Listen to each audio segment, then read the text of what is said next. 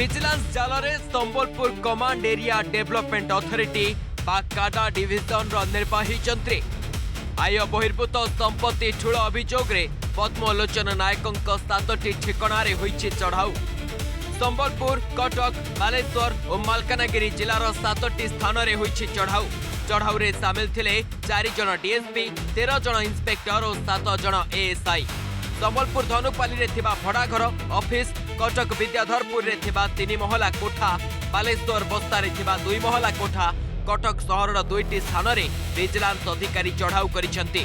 यासह मालकानगिरी काली मेला रे पद्मलोचन सहयोगी घरे चढ़ाऊ होईछि।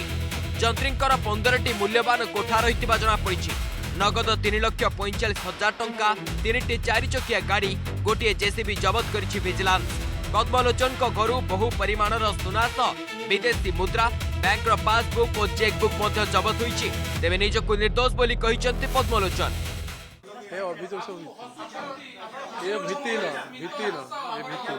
ये अभियोग भित्तिहीन तदंत हेले जना पड़िबो तदंतर सब जना पड़िबो।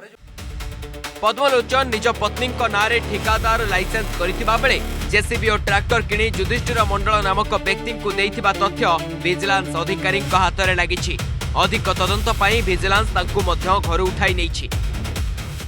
मु हठात किने आइले आसिकिना हमर पुरे कहले तुम्हें कला बाजारी किसी करली कि नाई मो किसी करिनी किसी जानिनी किसी तो हमर नाई आसिकिना से माने पुओ को नहीं गले तबे कोन करिवे के जाने हमर तो से कला बाजारी किछि नाई हमर किछि कोआरे किछि सेमति किछि करी भी नाई से माने अलमारी टलमारी खोली किना सब बाहर करी किना देखिले सब नहीं गले और पुओ को धरी के नहीं गले।